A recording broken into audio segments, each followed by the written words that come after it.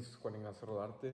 The issue which I would like to emphasize during this presentation is how this event generated a change in the way that governments guarantee security to the people, where some of the human rights are not satisfied with the desire of satisfying other human rights. Okay, so September 11, 2001, New York World Trade Center was brought down by Al Qaeda. He managed to hijack 4 planes.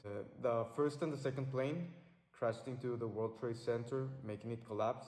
The third plane later crashed into the Pentagon, and finally, the fourth plane never reached its destiny and crashed into a rural area in Pennsylvania. People knew it wasn't the first attack and probably wouldn't be the last attack.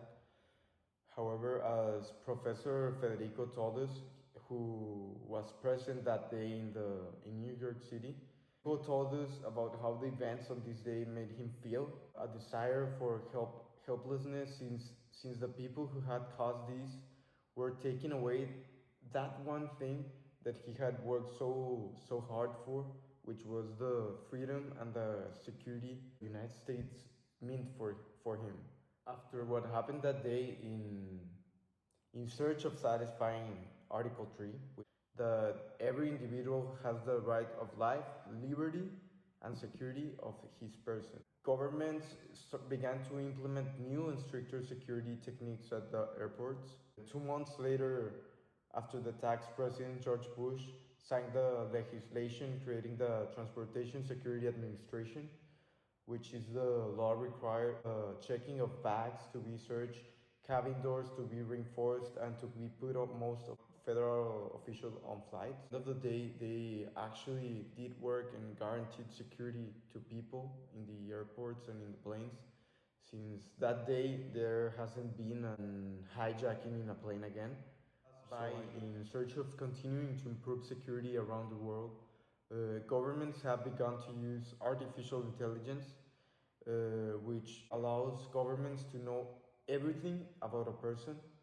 As you can see in this video, which I'll Podría ser el uso de spyware o de programas de computación espías por parte de las fuerzas de seguridad del Estado para identificar a las personas o rastrear sus movimientos. Se trata de una gama bastante amplia de diferentes herramientas, pero la idea es recoger datos sobre since a report from the Carnegie Fund from the International Peace found that 75 countries out of 176 are using this artificial intelligence for mass surveillance and purposes.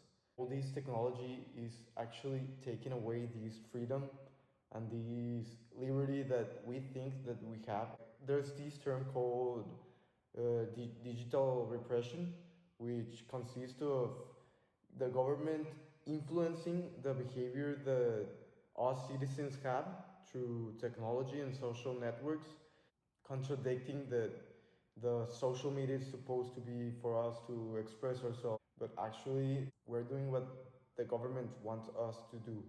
And I believe that that's contradicting the term of human rights, of being in liberty and freedom of speech. I mean, at the end of the day, governments can block with one button. They can block all your comments, and your freedom of speech disappears. This technology can play a counterproductive role towards the human rights, since, as it said in Article 12, no one shall be the object of arbitrary interference in his private life, his family, his home, or his correspondence.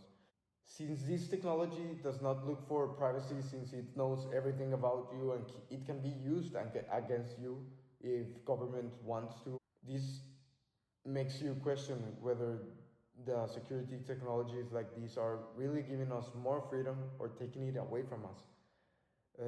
I think it's a very interesting point of which we should further evaluate before it's implemented around the world. These events came because of a attack that was on an airport, and then more and more security technologies wanted to be applied to guarantee us security and this freedom that Federico had when he came to the United States and was took away from him. So, in the look of finding this freedom, I believe that we have lost it.